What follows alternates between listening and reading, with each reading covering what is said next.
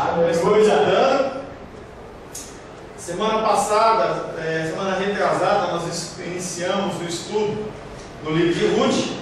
E nós vamos ler, só para a gente dar uma sintonizada. Abre Ruth, Josué, Juízes, Ruth.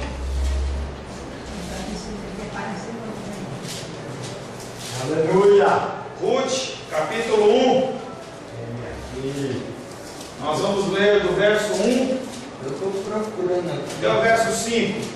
Gênesis, Êxodo, Levítico, Números, Deuteronômio, Josué, Juízes, Ruth. Passou? Passou? Vai voltar. Pode voltar, mais. Depois de Josué. Não, pode voltar, mais. Aí mais esse monte mesmo, mais. Eu vou dar uma musiquinha para ressoar, se você decorar, hein? Josué, agora vai para frente. Juízes, depois de Juízes. Gênesis, Êxodo, Levítico, Números. Vai para frente. Vai. Aê. Opa, deixa eu começar de novo, senão a internet vai ficar com um monte de conversa.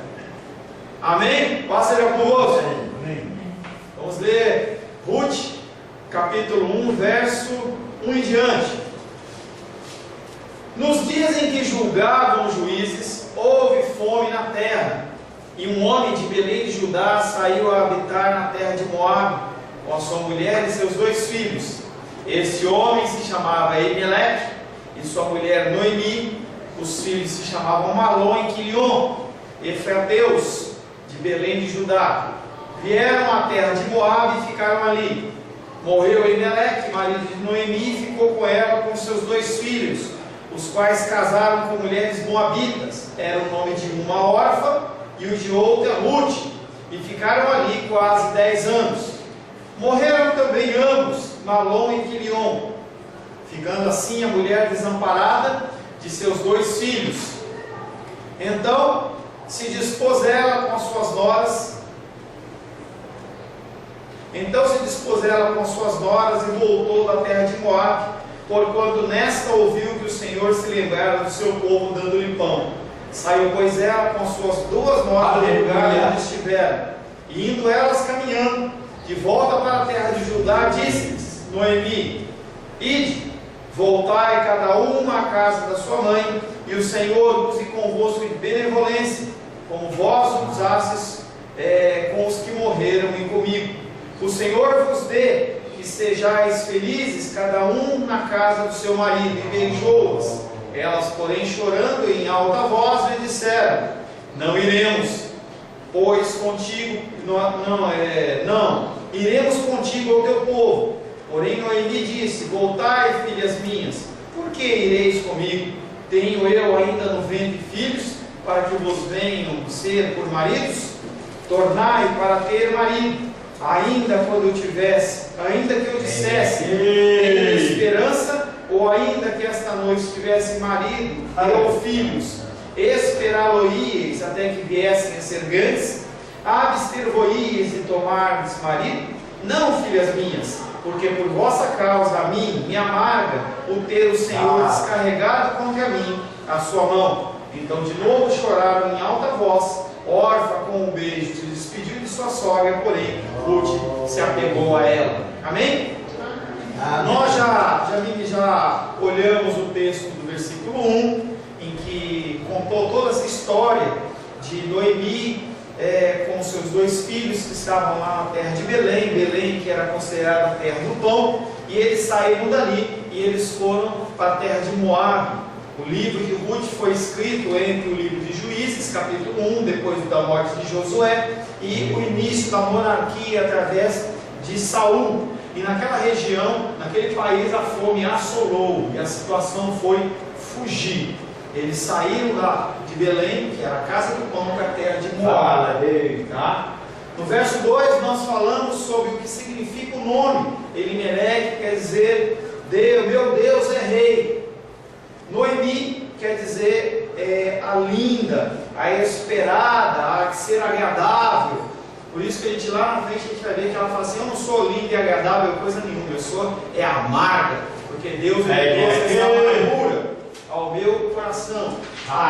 No verso 3 nós falamos que Elimeleque morreu e Noemi ela ficou apenas com os seus 2 filhos. Ainda não tinha problema, porque aqueles 2 filhos poderiam sustentar a sua mãe, tá? A linhagem ainda poderia ser garantida, porque aqueles homens poderiam casar, que foi o que aconteceu no verso 4. No verso 4 eles casaram com Orfa e Ruth, e eles ficaram ali por 10 anos. Por 10 anos aquela mulher, ela teve os seus filhos com ela. E aí nós falamos também que o nome Ruth quer dizer refrigério e quer dizer conforto.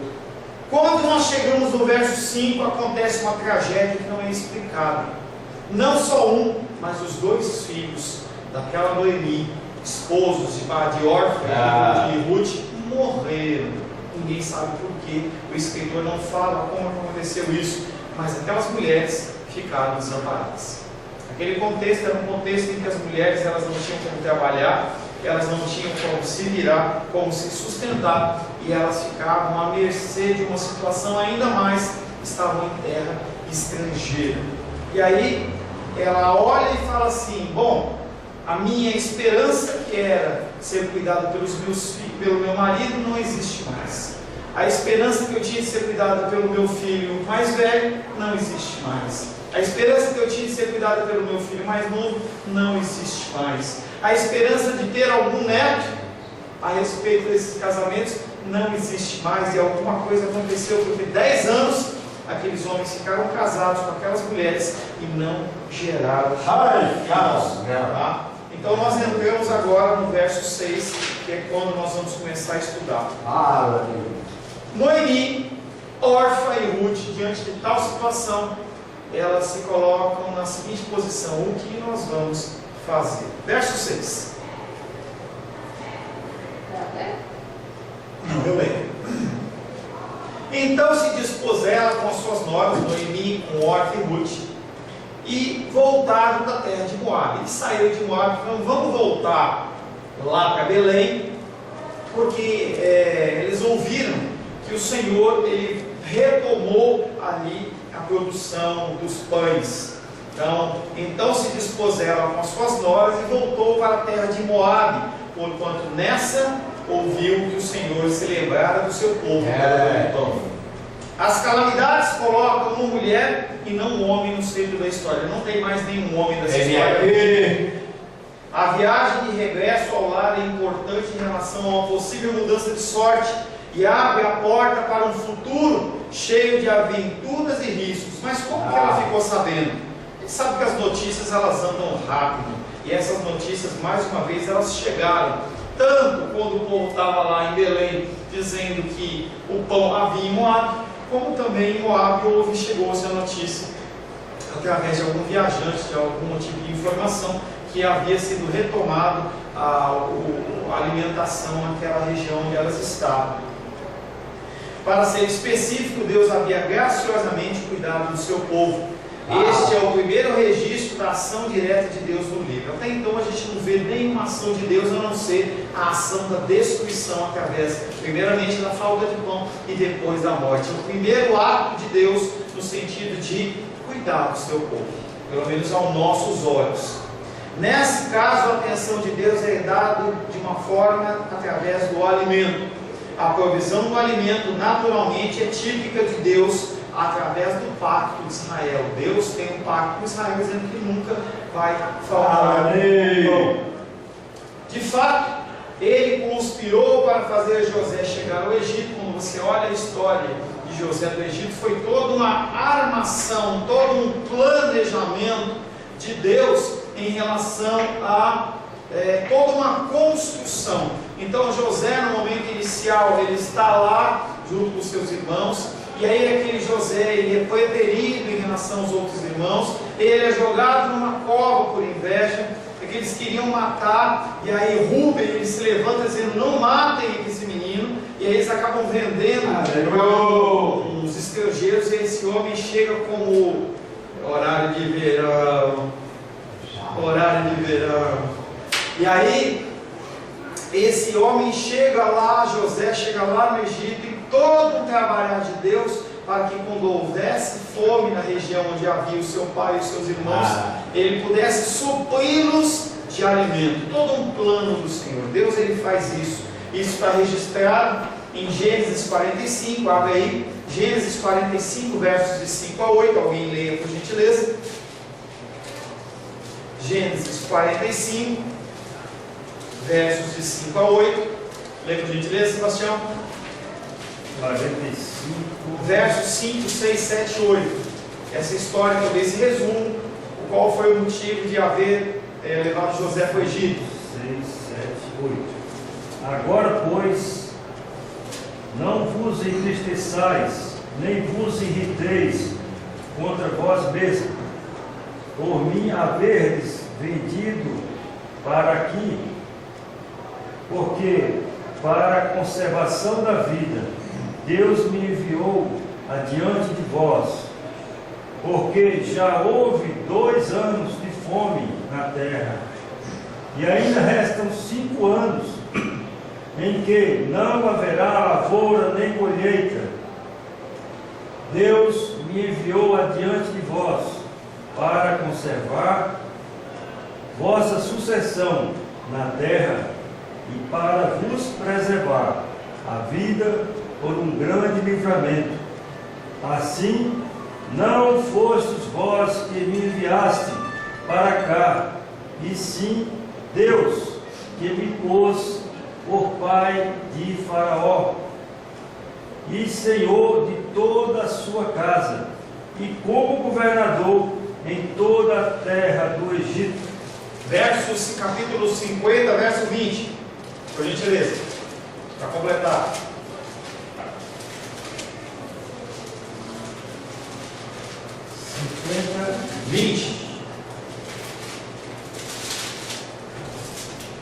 50, 20. Vós, na verdade, intentastes o mal contra mim, porém Deus o tornou em bem, para fazer como verdes agora, que se conserve muita gente em vida. Tudo que Deus faz tem um motivo, tudo que Deus faz tem um propósito. E José, dentro desse texto que nós lemos, ele reconhece que a ação na vida dele, inclusive com dor, sofrimento e dificuldades, foi para um propósito maior, que foi fazer com que aqueles familiares dele não morressem de fome, para que houvesse a preservação da vida. Então, quando José ele encara os seus irmãos, ele fala: vocês intentaram mal contra mim, mas Deus tinha um plano para isso. Então, às vezes você passa por uma luta, uma dificuldade, e essa luta e dificuldade ela tem um propósito. Talvez você não entenda, talvez você não aceite, talvez você ache ruim, doa, faça mal, mas tem tudo um propósito, tá? Aqui, a doação marca um ponto crítico da esperança na história trágica de Noemi, a fim da fome anterior e seu longo e amargo exílio. Ela não está totalmente desamparada contra suas terríveis perdas. O seu marido, Elimeleque, Malom e Quilion, ela ao menos tem 2 ganhos, Orfa e Ruth. Então, sempre que você olha uma situação, você pode olhar para um copo e achar que ele está meio vazio ou meio cheio. Parece que é um jogo de palavras, mas ali você está mostrando se você tem confiança ou se você não tem confiança. Noemi não consegue enxergar isso. Ela só consegue ver a perda, mas na verdade ela continua tendo pelo menos as 2 noras que estão ao seu lado. Ela agora pode ir para casa. Mais importante, a intervenção graciosa de Deus lembra ao leitor o envolvimento íntimo dele na vida do seu povo. Deus, ele cuida de você. Deus, ele não tem você como alguém que é lançadinho e jogadinho no mundo. Apesar das suas dores, apesar das suas dificuldades, Deus, ele é com você. Mas pastor, eu tive que acordar tão cedo, tomar um remédio, fazer isso, fazer aquilo, tenho dificuldade disso, tenho dificuldade daquilo, estou desempregado, estou sendo isso, estou sendo aquilo, mas Deus, Ele está cuidando de todas as coisas. A gente tem que acreditar nisso.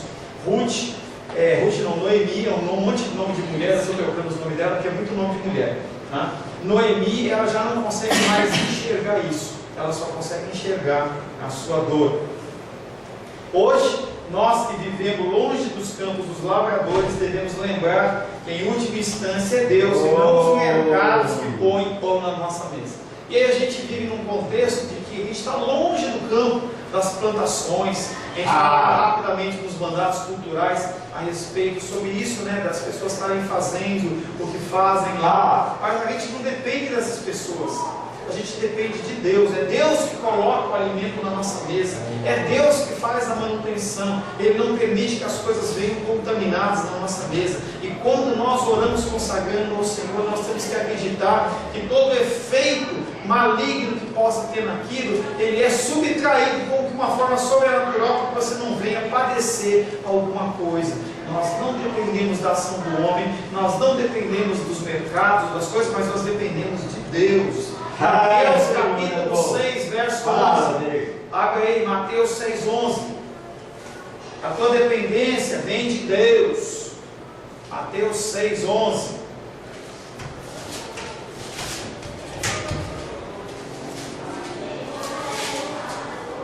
Achou? Pode ver. Dá-nos hoje o pão que precisamos. Pão nosso de cada dia nos dai hoje.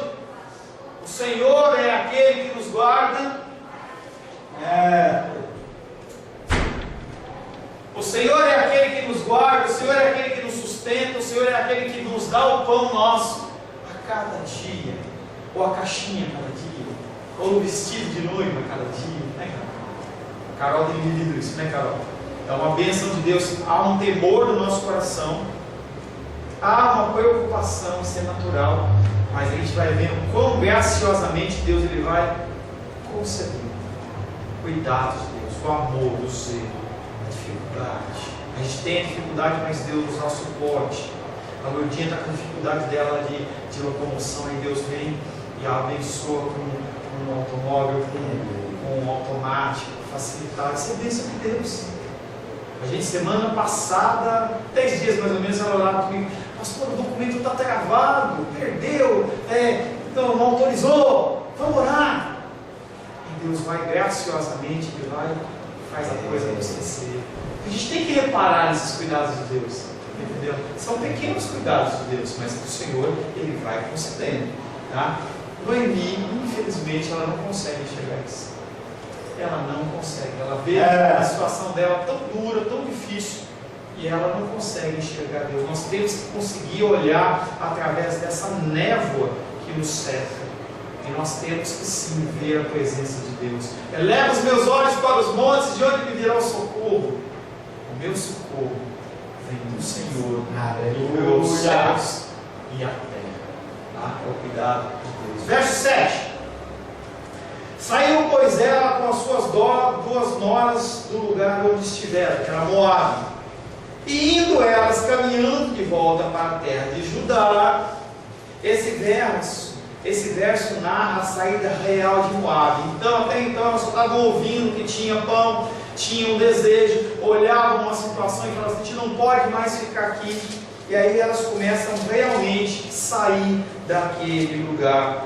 Moabe estava ficando para trás, mas embora Noemi liderasse, as três compartilhavam da mesma sorte juntas na estrada. Noemi, ela era mais velha, ela acabava comandando aquelas duas noras dela, até por respeito, por consideração a ela.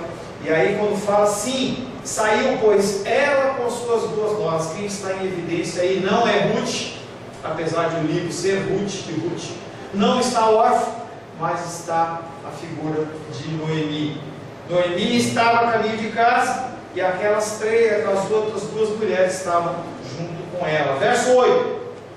Então, no meio desse caminho, Noemi disse para elas: ide, voltai para cada uma para a casa da sua mãe, e o Senhor use convosco de benevolência benevolência, como vós usastes com os que morreram e comigo. Aleluia. Enquanto eles estavam caminhando, Noemi, ela cai em si e fala assim: minhas queridas, vocês ainda são novas. As mulheres, elas casavam muito novas ainda, naquela época. Elas não casavam com 20, com 30, 40 anos, elas casavam com 15, 16 anos, 17 anos. Já era a época da mulher ela ser desposada. E aí ela olha, talvez porque tinham 10 anos de casal, talvez elas tivessem 25 anos, eram mulheres novas ainda. E aí Noemi fala assim: poxa, essas mulheres vão comigo para quê? Ela olha para elas e fala assim: ide e voltai cada uma à casa da sua mãe. Volta. Diz que o seu marido morreu. Vocês ainda são novas, vocês ainda são bonitas. Vocês podem sim, aqui na sua terra, vocês conseguirem um casamento. É muito mais fácil vocês conseguirem um casamento aqui na terra de vocês, apresentado pelo pai de vocês, pela mãe de vocês, do que comigo, de volta lá em Belém. Ninguém te conhece, vocês são estrangeiras. Eles não vão querer casar com vocês. Então vocês voltam para a casa da sua mãe. E o Senhor use convosco de benevolência. Do mesmo jeito que vocês me trataram, do mesmo jeito que vocês foram fiéis aos seus maridos, que Deus assim as abençoe. Em algum lugar da estrada, Noemi finalmente interrompeu o silêncio da história. Essas são as primeiras palavras registradas dela. Até então ela não falou. Ela só está mostrando o sentimento dela, mostrando toda essa angústia que ela está sofrendo calada. E ela vem falar com aquelas duas noras. O local não é especificado, mas é em algum ponto entre Moabe e a terra de onde ela tinha saído. Tal procedimento provavelmente poupou a Noemi um estresse emocional de chegar lá na frente com aquelas duas noras, e as duas noras ficarem sem casamento e ela ficar com mais uma pessoa, mais duas responsabilidades. Noemi deu seguimento a seus comandos com uma fórmula comum de expressar o seu desejo: ide e volta para a casa da sua mãe. Que Deus as trate com bondade, com benevolência. Essa fórmula envolve situações de despedida. Toda vez que as pessoas olham para alguém que está indo embora, vocês a abençoam. Quando você olha para alguém que está saindo, você olha e fala assim: que Deus te abençoe. Que Deus está demonstrando amor, afeto também, o desejo que Deus esteja dando continuidade naquele cuidado. Aquelas mulheres não eram israelitas, aquelas mulheres não eram aliançadas com o Senhor, mas mesmo assim Noemi a abençoa dentro de uma fórmula judaica. Que Deus, que o Senhor use convosco de benevolência, que Deus as abençoe. Ela era impotente para retribuir a bondade delas. A única coisa que ela podia fazer é entregar nas mãos de Deus. Quando nós oramos pelas pessoas, nós executamos uma ordenança de Deus, que é orar uns pelos outros, mas nós contamos com a benevolência de Deus. Eu desejo realmente que vocês sejam sarados e curados das suas enfermidades, das suas dificuldades, das suas faltas em período financeiro de trabalho, mas eu não posso fazer nada. Eu não posso fazer nada a não ser orar. Dentro da minha possibilidade eu posso ajudar com uma coisa, posso ajudar com outra, mas realmente o seu problema, quem pode cuidar é apenas Deus. Noemi sabia disso, e ela entrega aquelas duas noras delas a quem poderia fazer alguma coisa, que era o próprio Deus.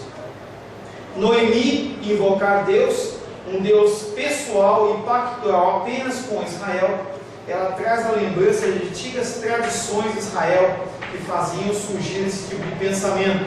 Gênesis capítulo 12, versos 10 a 16. Gênesis 12, versos 10 a 16.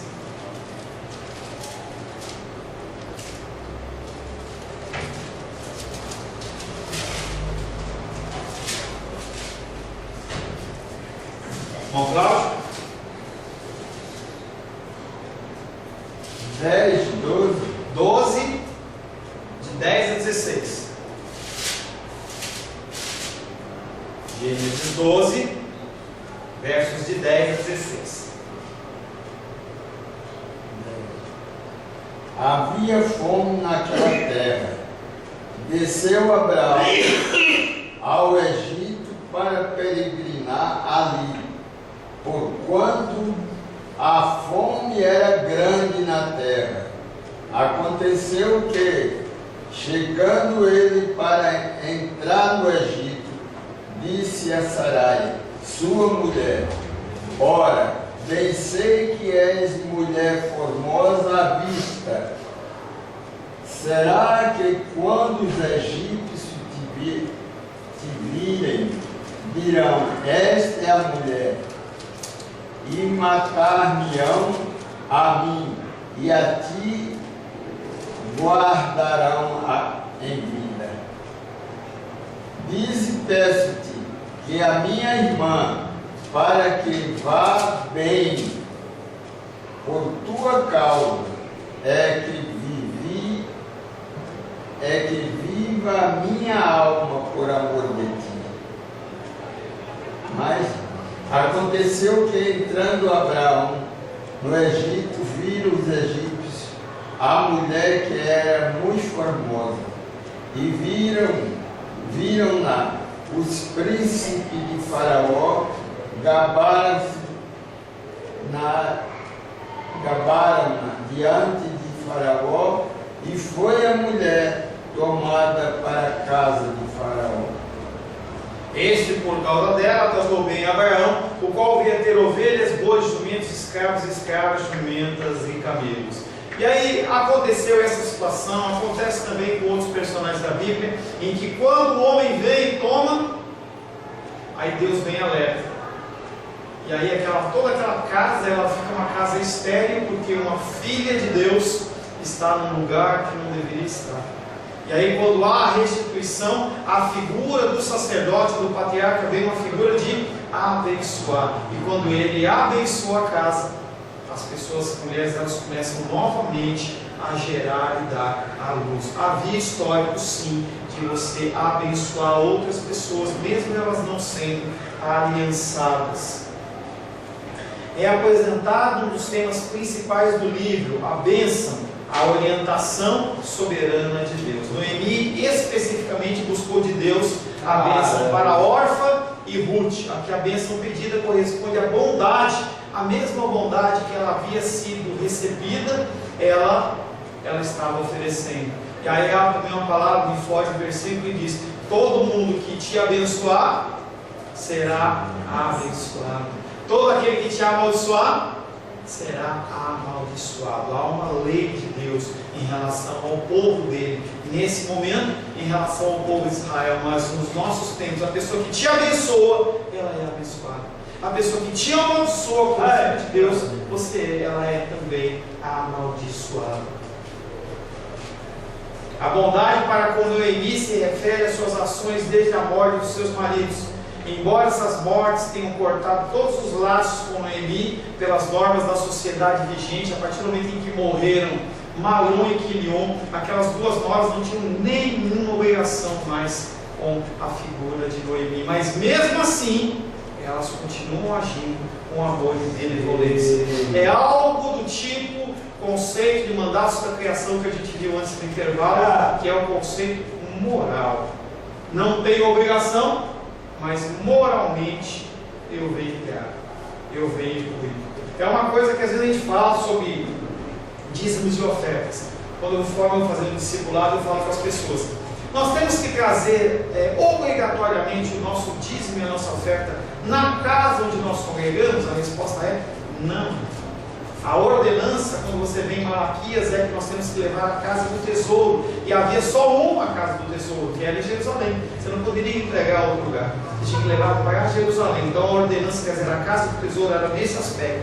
Quando a gente vê o contexto de agora, de nova aliança com muitas igrejas, moralmente você acaba trazendo na casa onde você congrega, porque é natural que onde você é abençoado, você acaba abençoando. Mas isso não te isenta de você fazer outra coisa. Você não vai estar fora dos planos de Deus. Mas moralmente não tem por que você abençoar outro lugar se você é abençoado aqui, apenas moralmente. O caso de Ruth e Orfa é a mesma coisa. Elas não tinham a obrigação de continuar andando junto com Noemi, porque os filhos tinham morrido. Ela não tinha mais nenhum filho para oferecer. Havia essa lei, que era a lei do levirato. Então, se eu tenho um filho, entendeu? Esse filho, quando ele crescer, ou se ele tiver idade, ele é obrigado a tomar a esposa do seu irmão que faleceu para dar continuidade na geração dele. Ela não tinha. Ela já era idosa. Já havia passado inclusive o costume dela de menstruação e tudo, mas ela não tinha mais como gerar filhos. Não havia possibilidade, conforme nós vamos ver mais para frente, de ela gerar filhos, ou então aquelas mulheres virem a fazer parte da vida dela. Não havia possibilidade. Tá? Mesmo assim, Orfa e Ruth ficaram com elas voluntariamente. Voluntariamente suportariam sua própria viuvez, a falta de filhos, que eu já falei para vocês. A falta de filhos naquele contexto para a mulher era uma desonra, era quase que uma maldição. As mulheres elas eram olhadas de uma maneira como se Deus tivesse pesado a mão sobre elas e falado assim: você é tão ruim que você não vai gerar filhos. Essa era a leitura que havia da sociedade. Não havia filhos, não havia como ter alguém que cuidasse delas nem demonstrar amor. O seu lugar seria como filhas de sua casa, mais nada disso. Elas seriam pessoas viúvas dependentes. Ela não poderia trabalhar, não poderia fazer nada, não havia essa possibilidade. Verso 9 de Ruth, capítulo 1. O Senhor vos dê que sejais felizes, cada uma em casa do seu marido. E beijou-as, elas porém choraram em alta voz. Noemi não deixa a bênção de uma maneira generalizada nem aberta. Ela dá a especificação, o que ela quer, o que ele pede, o que ela está pedindo para que Deus possa conceder a elas. Então ela vem e fala, ela busca um lugar de segurança e estabilidade para aquelas moças. Como que elas podem ter? Apenas tendo um marido. Que vocês sejam felizes, cada uma na casa do seu marido. Não mais o seu filho Malom, não mais o seu filho Quilion, mas um novo marido. A palavra, para se referir a esta estabilidade desejada, foi usada para falar a respeito do lugar onde Deus e a sua arca tinham repouso. E a gente não consegue enxergar isso dentro da nossa leitura em português, mas quando você olha em hebraico, a mesma palavra que falou do repouso da casa do Senhor, depois de toda aquela bagunça lá de que tomaram a arca, os filisteus, foi para um lado, Obed-edom foi e voltou, a casa do Senhor, a arca do Senhor repousou no sentido de estabilidade. A mesma palavra Noemi usa em relação a elas. Ele quer que elas estejam repouso e segurança, tranquilidade. Salmo 132, verso 8 e verso 13. Salmo 132, verso 8 e verso 13. Quem achar, leia por gentileza. Não é 8 a 13, é 8 e 13.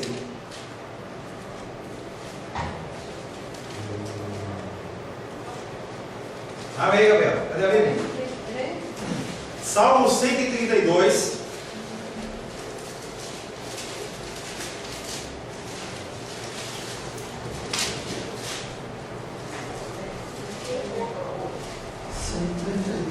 Verso 8 e verso 13. Lê para o meu amigo, por favor. Levanta-te, Senhor, do teu repouso, tu e a arca da tua força. Verso 13.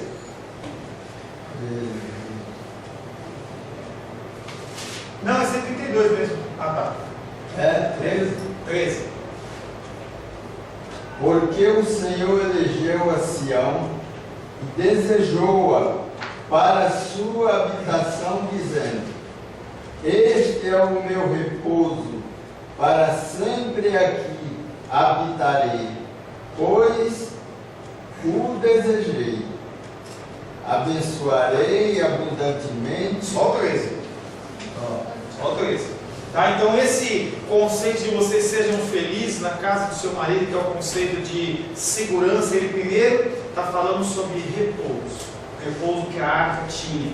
Também fala em relação a ficar livre dos seus inimigos. 1 Reis, capítulo 8, verso 56.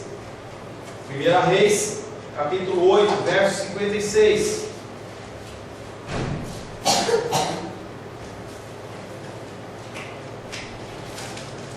Bendito seja o povo que deu repouso ao seu povo em Israel. Segundo tudo que disse, não falhou nem sequer uma de todas as boas palavras que que falou por intermédio de Moisés, seu servo. Tá? Esse repouso é um repouso de ficar livre dos inimigos também. Também esse repouso quer dizer você ser livre do cansaço, essa peregrinação. Isaías 28, 12.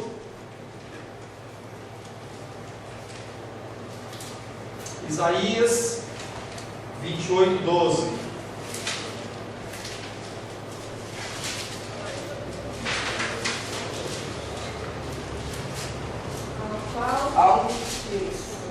Este é o descanso, dai descanso ao cansado, e este é o refrigério.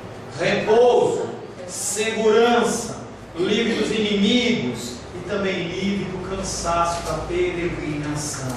Em essência, sugere a permanência, um lugar fixo, tá? Um lugar onde elas pudessem ser realmente cuidadas sem nenhum tipo de tribulação. Noemi pedia a Deus que Deus fizesse com Orfa e Ruth, que eles viessem a conhecer homens novos, moços da idade delas, e que esses homens pudessem cuidar delas. Como para selar a separação, Noemi beijou as duas jovens senhoras em adeus, e beijou-as elas, e a situação delas foi que elas choraram em alta voz. Tendo-as encomendadas ao cuidado de Deus, ela queria despedir-se. Dada a emoção carregada dessa situação, todas elas choraram. A separação, embora dolorosa, foi a melhor. E aí tem uma frase que eu aprendi que diz que às vezes é melhor um fim triste do que uma tristeza sem fim. O que Noemi estava querendo era que aquelas mulheres, elas não continuassem uma vida de tristeza, sem maridos, sem filhos e sem nenhum tipo de segurança. Amém? A paz seja convosco. Meu nome é Paulo César. Eu sou pastor da Igreja Cristã Semente de Vida, aqui em Brasília, Distrito Federal. Me alegro que a palavra tenha te alcançado. A palavra faz isso. Ela alcança as pessoas aonde quer que elas estejam. E você foi agraciado com esta palavra. Não que eu tenha nada especial a te dizer. A palavra ela é suficiente e ela usa quem ela quer. E eu me alegro por ter sido um canal para poder te abençoar. Mas eu quero te dizer que não basta você ser um ouvinte, não basta ser uma pessoa que se alegra quando você ouve a palavra de Deus. A vida, ela é feita de decisões. Se você está ouvindo esta palavra hoje, eu creio que o Espírito Santo tem um propósito especial com você. Muito mais do que prosperidade, muito mais do que uma cura física, uma cura emocional ou espiritual, Ele quer te alcançar para a vida eterna. Nós investimos nosso tempo, nós investimos as nossas forças em coisas terrenas, mas o Senhor Ele tem muito mais a oferecer. Ele tem sim para você a cura, Ele tem sim para você a prosperidade, mas Ele tem muito mais que isso. Submeta-se a um Deus que Ele é capaz de mudar e transformar a sua vida por completo. Creio que o Espírito Santo é capaz de tocar o teu coração. Quero pedir que você curve a sua cabeça. Senhor, em nome de Jesus, coloco na tua presença essa vida que ouve esta ministração, que ouve esta palavra. Pai, eu não tenho capacitação nenhuma, mas o teu Espírito ele é capaz sim de tocar nesta vida, gerar nela mudança, transformação, arrependimento, e que ela possa simplesmente bater no peito, convencendo-se que é pecadora e que precisa de um Deus salvador. Não há um caminho a ti, meu Deus, que não seja através de Cristo. E eu lhe peço, Pai querido, que você alcance essa vida e ele possa sim tomar uma decisão pessoal pelo Senhor, em nome de Jesus. Amém. Amém, meu querido. Amém, minha querida. Fico contente que você esteja ouvindo essa ministração até o fim. E peço que você não se limite a ouvir os cultos pela internet. Você procure perto da sua casa uma igreja, um lugar que proclame a palavra do Senhor. Eu oro para que o Espírito Santo te direcione nessa busca, porque muita coisa tem sido oferecida que não é o Evangelho. Eu abençoo a sua vida em nome de Jesus. Amém.